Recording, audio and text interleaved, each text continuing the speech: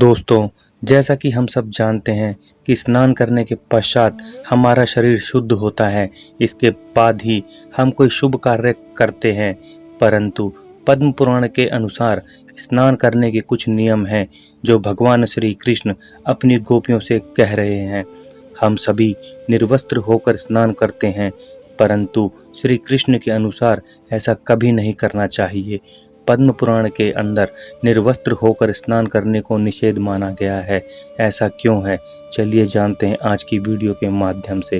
परंतु दोस्तों, इससे पहले आपसे निवेदन है, यदि आपने अपने चैनल को अब तक सब्सक्राइब नहीं किया है तो कृपया चैनल को सब्सक्राइब करके बेल नोटिफिकेशन ऑल पर ऑन कर दें। तो चलिए दोस्तों, शुरू करते हैं। पद्म पुराण में उस कथा का जिक्र है जिसमें श्री कृष्ण की गोपियां निर्वस्त्र होकर नदी में स्नान कर रही थी और तभी श्री कृष्ण उनके वस्त्र चुरा लेते हैं। श्री कृष्ण से गोपियां बहुत विनती करती हैं कि वह उनके वस्त्र लौटा दे, किंतु श्री कृष्ण कहते हैं कि तुम्हारे वस्त्र वृक्ष पर हैं, जल से निकलो और अपने वस्त्र ले लो। निर्वस्त्र होने के कारण वह कन्याएं जल से बाहर आने में असमर्थ होती हैं और कहती हैं कि वह निर्वस्त्र हैं, ऐसे में वह बाहर कैसे आ सकती हैं। श्री कृष्ण उन कन्याओं से पूछते हैं, जब निर्वस्त्र होकर जल में गई थी तब क्या शर्म नहीं आई थी?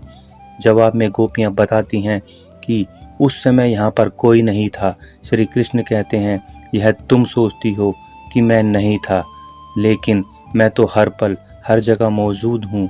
यहाँ आसमान में उड़ते पक्षियों और जमीन पर चलने वाले जीवों ने तुम्हें निर्वस्त्र देखा है। तुम निर्वस्त्र होकर जल में गई थी तो जल में मौजूद जीवों ने तुम्हें निर्वस्त्र देखा है। जल में नग्न होकर प्रवेश करने से जल रूप में मौजूद वरुण देव ने तुम्हें नग्न देखा है और यहाँ उनका अपमान हुआ है और तुम उसके लिए पाप के भागी बन चुके हो। श्री कृष्ण कहते हैं कि निर्वस्त्र होकर स्नान करने से जल अर्थात वरुण देवता का अपमान होता है। यह सोचना कि बंद कमरे में आप निर्वस्त्र होकर स्नान कर रहे हो तो आपको कोई नहीं देख रहा, तो यह आपकी सबसे बड़ी भूल है। वहाँ मौजूद छोटे छोटे जीव और भगवान स्वयं आपको देख रहे हैं।